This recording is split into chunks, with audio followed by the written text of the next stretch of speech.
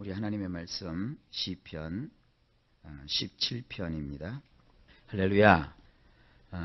이 시편 17편 말씀은 하나님 앞에서 다윗이 하는 기도입니다. 우리도 날마다 기도를 하는데 하나님 앞에서 참 합당하다 여김을 받았던 다윗이 어떠한 기도 생활을 했는가 여기서 엿볼 수 있습니다. 기도는 절대로 우리의 인생이 편안할 때 기도가 나오지 않습니다. 또 우리 인생에 아무런 어려움도 없을 때 기도가 나오지 않습니다. 그래서 기도라고 하는 것은 우리 인생 속에 어려움과 고난과 또 원수와 대적이 있을 때 나오게 되어 있습니다. 그래서 삶을 살면서 세상 사람들은 나를 귀찮게 하고 괴롭게 하고 어렵게 하고 힘들게 하는 사람, 그런 사람들이 있기 때문에 나의 인생이 불행해 이렇게 생각할지 모르겠지만, 우리 신앙을 가진 사람은 신앙의 눈을 가지고 자기의 인생을 보기 때문에 오히려 자기에게 어려움을 주고 힘든 일을 겪게 하고 또 자기 인생 가운데 크고 작은 문제가 생기면 하나님께서 이것을 계기로 나의 입술의 열매를 받고자 하시는구나, 기도의 기회구나, 이렇게 생각하는 그런 마음을 가질 수 있습니다. 다윗도 역시 그런 그 마음을 가지고 하나님 앞에 오늘 간구하고 있습니다. 오늘 좀 내용이 길지만 짤막짤막하게 함께 살펴보고자 합니다. 첫 번째 1절입니다. 여호와여 정직함을 들으소서. 이 정직함이라고 하는 것은 성경에서 아주 중요한 주제입니다. 이것은 짜데크라고 하는데, 이 짜데크라는 말은 의롭다라는 것입니다. 의롭다. 우리 성경에는 조금 그 표현이 우리 한국적으로 만들기 위해서 이런 표현을 썼는지 모르겠습니다만, 의롭다는 것입니다. 하나님이여, 하나님이여, 의로움을 들으시는 하나님이여, 이런 뜻이에요. 의를 행하는 자, 또 의를 가지는 자, 옳은 편에 서 있는 사람을 하나님이 그 기도를 들으시는 거예요. 항상 기도하는 사람은 하나님의 편, 옳은 편, 의의 편에 항상 서 있어야 돼요. 어떤 일을 당하거나 또 만났을 때 어떤 사람은 꼭 불의한 편을 택해요. 그러니까 불의한 편을 택하는 사람을 보면 자기의 이익을 좇아서 행합니다. 그러나 아무리 내가 힘들고 어렵고 또 그로 인해서 곤란을 겪는다 할지라도 옳은 편에 선다면 하나님은 그와 함께 하여 주시는 것입니다. 일평생 여러분 오른편에 서려고 노력을 하세요. 그게 기도하는 사람의 자세입니다. 그래서 하나님 앞에 그렇게 말합니다. 나의 부르짖음에 주의하시옵소서. 그래서 이 부르짖음이라고 하는 것은 말이죠, 원문으로 보면 재미난 표현이에요. 뭐냐 하면 배를 울리라, 이런 뜻이에요. 배를 울리다. 그러니까 하나님을 향해서 이 종을 울리듯이 막 또 전화벨을 울림처럼 때리링 때리링 하는 거예요. 나의 부르짖음에 하나님 주의하여 주십시오. 귀를 기울여 주십시오. 주의하여 주십시오. 그리고 거짓되지 않은 입술에서 나오는 내 기도에 귀를 기울여 주십시오. 그래서 자기는 그 마음에 하나님 앞에서 거짓이 아닌 진리 가운데 서 있어서 그 진실한 마음에서 하나님을 향하여 말씀을 아뢰을 때 하나님이 그 기도를 들어주십시오 하고 다윗이 하나님 앞에 서 있습니다. 본격적으로 그의 기도가 나오죠. 2절에 나의 판단을 주 앞에서 내시며. 우리가 인생을 살아가다 보면 여러 가지 결정해야 될 때가 있어요. 뭔가를 우리가 판단하고 뭔가를 결정해야 되고 뭔가를 선택해야 되는데, 여기 뭐라고 합니까? 그런 판단을 내 마음이나 내 뜻에서 내는 것이 아니라 하나님 앞에서 내시옵소서. 이거를 라틴어로는 코람데오라고 해요. 하나님 앞에서. 하나님 앞에 있는 그 뜻을, 하나님에게서 그 판단을 구하는 거예요. 그리고 주의 눈은 공평함을 살피소서. 이 공평이라는 말도 참 어렵죠. 근데 원래 그 공평이라는 뜻이 원문으로 뭐라고 되어 있냐면 똑바르다라는 거예요. 하나님, 주님의 눈은 똑바르게 나를 보시옵소서. 나를 좀 그대로 좀 봐주십시오.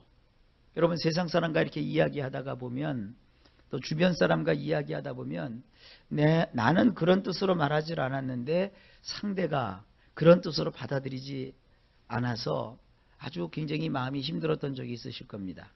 나는 좋은 뜻으로 얘기를 했는데 상대는 그걸 좋은 뜻으로 받지를 않아요. 또 나는 그 사람에게 좀 깨달으라고 얘기를 했는데 상대방은 전혀 깨닫지를 못해요. 근데 하나님은 그런 게 아니십니다. 있는 그대로 똑바르게 진실을 하나님께서는 다 파악하고 계시는 거예요. 그래서 세상을 살면서 억울한 일이 있으면 여러분 그거를 억울하다고 이걸 어떻게 하면 좋겠냐고 그러시면 병나요. 하나님께 나와서 똑바르게 나를 판단하시고 똑바르게 나를 봐주시는 하나님 앞에 와서 하나님 나를 살펴주십시오. 다윗이 이렇게 지금 고백하고 있는 것입니다. 그러면서 3절에 보니까 주께서 내 마음을 시험하시고, 여기서 말하는 이 시험이라고 하는 것은 샅샅이 살피시고 조사하신다는 거예요. 하나님이 우리의 마음을 샅샅이 살피시고 조사하시고, 그리고 밤에 나를 권고하시며, 이 권고했다는 말은 여기서는 찾아왔다라는 거예요. 밤중에 하나님이 나를 찾아오셔요. 우리 인생에 있어서 밤 그러면 좀 어둡죠? 또 굉장히 좀 슬프죠? 분위기가 좀 침울하죠? 그런데 그 순간에 하나님이 나를 찾아오시는 거예요. 하나님 나의 이 현실 속에서 하나님이 나를 찾아오시고, 그 다음에 나를 감찰하셨다 그랬어요. 여기서 나오는 이 감찰은 그야말로 시험해 보시는 거예요. 테스트해 보시는 거예요. 간을 보시는 거예요. 김장을 담글 때 김치를 버무리면서 간을 자꾸 보잖아요. 국을 끓일 때 그 국을 본격적으로 끓이기 전에 간을 보잖아요. 맛을 보잖아요. 그것처럼 하나님께서 우리의 인생에 찾아와서 우리를 이렇게 맛을 보시는 거예요. 우리를 시험해 보시는 거예요. 그런데 뭐예요? 흠을 찾지 못하셨다. 흠을 찾지 못하셨다는 것은 내가 그만큼 깨끗하다는 뜻이기도 하겠지만 더 중요한 것은 흠을 찾지 않으시는 거예요. 여러분, 이 세상에 털어서 먼지 안 나는 사람이 어디 있겠습니까? 근데 하나님이 우리를 찾아오셔서 흠을 찾고 막 꼬투리를 잡으시는 그런 분이 아니시라는 거예요. 흠을 찾지 않으시는 하나님이에요. 그래서 그가 결심하고 입으로 하나님 앞에 범죄치 아니하리라 그랬어요. 그래서 이 결심이라고 하는 것은 그의 인생의 목적을 뜻해요. 나는 인생의 목적을 그러므로 나는 평생 살아가는 동안에 이 입으로 하나님 앞에서 죄를 범치 않겠다. 악한 길로 내가 행치 않겠다. 그래서 그 기도가 그거예요. 하나님, 내가 일평생 하나님은 나의 마음을 샅샅이 살펴주시고, 그리고 나의 인생의 밤중에 나를 찾아와 주셔서 나와 함께 하시고, 그리고 늘 나의 인생을 이렇게 맛보셔서 나에게 흠을 찾지 아니하시는 그 하나님 앞에서 하나님, 나는 평생을 범죄하는 길로 산질지 아니하겠습니다. 이게 기도예요. 이렇게 하여 주십시오. 그 다음에 4절에 보니까 사람의 행사로 논하면 나는 주의 입술의 말씀을 조차 스스로 삼가서 강포한 자의 길에 행치 아니하였사오며. 자, 이건 뭐냐 하면 그 3절 말씀에 이어서 나오는 거예요. 이 사람의 행사라고 하는 것은 이 세상을 내가 살아가는 동안, 이 세상에 내가 사람으로서 살아가는 동안 나는 주의 입의 말씀을 조차, 그러니까 하나님의 말씀, 우리는 성경이죠. 더 구체적으로 말하면 토라, 율법의 말씀을 조차서 내가 스스로 삼가하며 강포한 자라고 하는 것은 폭력을 일삼고 죄를 짓는 이런 죄인들의 길을 내가 따라서 살지 아니하겠습니다. 하나님을 안 믿는 사람들이 막 죄를 짓고, 죄를 지어도 그들은 미안한 마음으로 죄를 짓지 않아요. 당연하게. 세상 사람들은 뭐가 죄냐면 들키지 않으면 죄가 아니에요. 들키면 죄예요. 들키면. 들켜도 내가 죄 졌습니다 그러지 않죠. 죄수 없어서 들켰다고 그래요. 그러나 우리는 사람에게 들키든지 들키지 않든지 나를 날 보시는 하나님 앞에서 우리의 양심으로, 우리의 신앙으로 무언가 결점이 있고 허물이 있으면 하나님 앞에서 여러분 못 견디잖아요. 오히려 회개할 것으로 정말 따지면 세상 사람들은 365일 하루 24시간 내내 회개해도 그 시간이 부족할 거예요. 그러나 정작 회개는 누가 해요? 주 예수님의 보혈로 죄 씻음을 받고 거룩함을 받고 깨끗함을 받은 우리가 오히려 하나님 앞에 밤낮 없이 회개하잖아요. 그러니까 이 세상 사람들은 우리 보고 야, 예수 믿는 사람들 맨날 교회에 가서 말이죠, 죄 졌다고 회개를 구하고 용서를 구하는데 참 이 세상 죄인들은 다 교회에 모였구나, 이렇게 비아냥거리는 사람이 있어요. 그건 이렇게 생각하면 돼요. 돼지우리가는 청소할 필요가 없어요. 지저분한 돼지우리가는 그냥 내버려둬도 돼요. 그러나 깨끗한 집안에는 조금만 티끌 하나만 떨어져도 그게 금방 드러나잖아요. 우리는 주 예수 그리스도의 거룩한 보혈로 깨끗하게 죄 씻음을 받은 자들입니다. 그래서 조그만 죄악이라도 우리의 삶 속에 들어오면 그것이 금방 발견되는 것이고, 또 그와 같은 곳에서 우리가 정결함을 얻기 위해서 늘 주 예수님의 보혈을 의지하고 하나님의 은총을 바라보면서 기도하는 것입니다.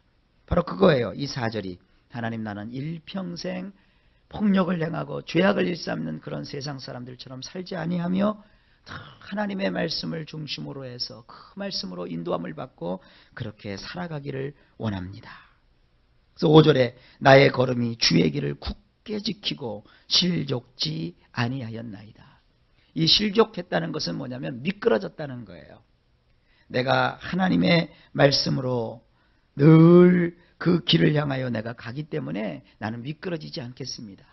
이걸 우리 기도식으로 바뀌면 뭐라 하면, 하나님, 이 세상 살아가는 동안에 주님의 말씀을 굳게 지키고 그 주님의 말씀의 법도에서 살아감으로 내가 인생에 있어서 미끄러지지 않게 하여 주시옵소서.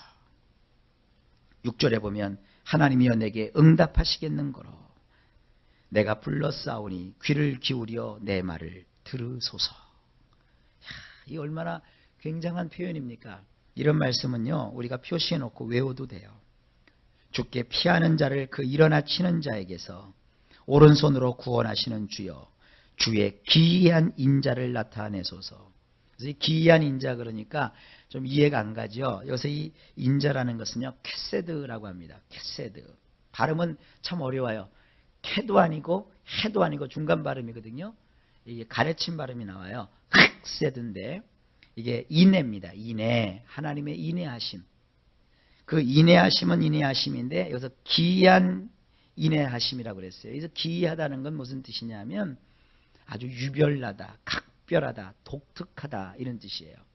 그래서 하나님은 늘 우리에게 인애를 베풀어 주시는데, 하나님 특별히 이 세상을 살아가는 동안에 저에게 특별히 인애를 허락하여 주십시오. 여러분, 오늘도 하나님 앞에 기도하시는데 특별한 은총을 구하세요.